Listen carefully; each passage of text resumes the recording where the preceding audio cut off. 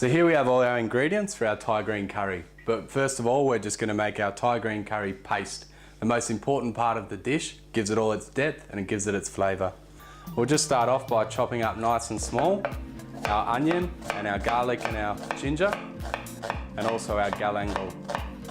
So just nice and small. The smaller you chop this now, the easier it makes your job grinding it in the mortar and pestle. So some people think you can take a shortcut and use a food processor to make a curry paste, but it doesn't really work like that, because instead of it grinding all the flavours out of the ingredients, it just chops them really small. It doesn't really provide you with the same product at the end. So what I'm chopping now is the galangal. You really want to make sure you get this one nice and small on your board, because it really takes some working in the mortar and pestle. So there's our galangal in. Now we just move on to our garlic. Same thing, just slicing it up nice and neatly. In there now, and finally just the ginger, which I can smell as soon as I cut it. I really do love ginger. Getting this nice and fine as well. With ginger, the younger you get it, the more tender it is. It's quite a bit more juicy and nice and soft. You can tell it's young because obviously it's smaller roots, but it's also a little bit softer. So the softest you can get it, and you'll really smell the difference. It's got quite a bit more aroma to it. Put your ginger in, and now we'll begin to give this first stage a bit of a pound in the mortar and pestle. So just working this like this all around. You can't really go wrong, making sure you're grinding it like that. I'm just going to add a little bit of salt now. Salt really helps to draw the moisture out of the products, but it's quite abrasive, so it also helps to break them down and make your life a little bit easier. So now my eyes have started to go because you're releasing all of the aromas out of the onions and garlic, which is probably a good sign. It doesn't feel good, but it's a good sign. But we're well on our way to our second step, which will be adding the turmeric and the lemongrass. So we've peeled our turmeric now. Being careful not to touch it too much. You can use gloves if you like, because it really does, the colours does come off onto your hands. Making sure you cut it nice and fine on the board to make your life easier in the mortar and pestle. Has a fantastic flavour, fresh turmeric. And now the lemongrass, just using this end of the lemongrass. We don't want to use the whole thing, it's quite dry down here and there's not much flavour in it anyway. So taking off the bit we don't want. We'll also cut off this thicker end and peel a couple of layers off, just the outer coarser leaves. And then we have our nice younger soft leaves inside. Working our knives through that again, cutting this nice and fine as well. So in that goes, and we'll grind this as our next step. Starting to look pretty good there, so we'll add just half a teaspoon of shrimp paste, and now we'll start adding our green ingredients to give it its colour. I really cannot handle spice at all. I don't try and be brave about it or anything because I can't handle it, so I'm going to take the seeds and the pith out of the chilli. But if you like chilli at home, you put in as much as you can handle, because I do appreciate the flavour of the chilli, I just can't handle the heat of it. Pop that in and keep going with some more green. Put in our kaffir lime leaves now. When you use your kaffir lime leaves, be sure to peel the sides off it like this and just take the stem out of it, because that stem really won't break down. And just tear them into it in nice big pieces. Sort of tends to release its flavour gradually so all the ingredients get it. And to that we'll just add our basil as well. Same thing, just tear your basil in. And I think we'll give this a quick work and then we'll add the rest of our green ingredients. And now for our coriander.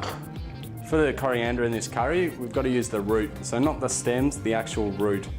It has a fantastic flavour to it. You normally wouldn't use it because it takes quite a bit of breaking down, but between the mortar and pestle and the cooking, it will break down perfectly. So making sure it's clean as well, no dirt on it. I've given this a wash already, but working that through like that.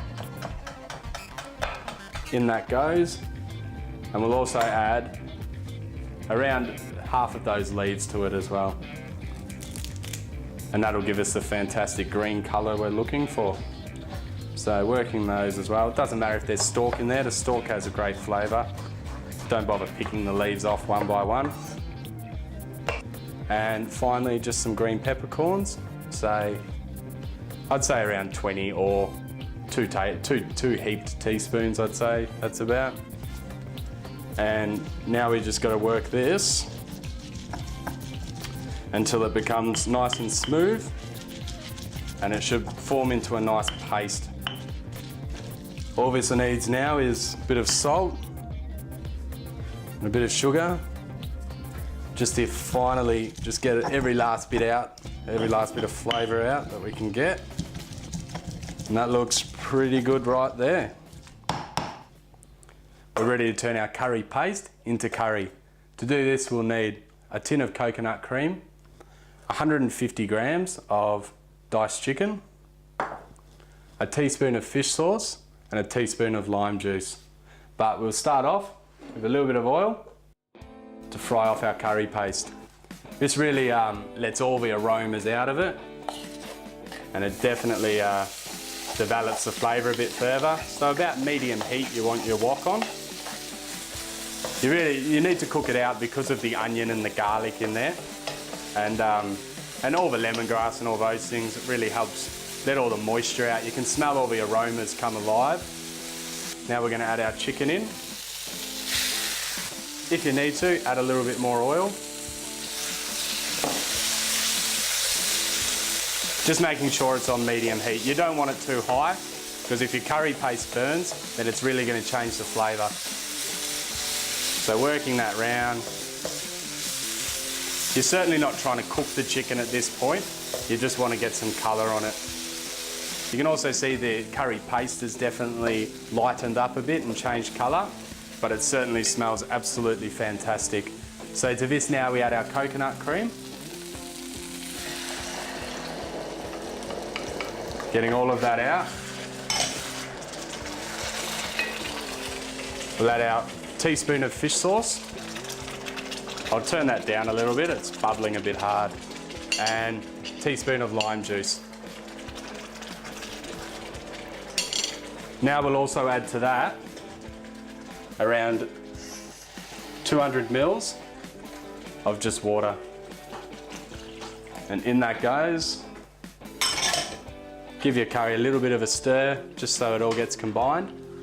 And then we're going to leave this to reduce now and to cook the chicken for about 25 minutes. Should make sure your chicken's nice and tender by then.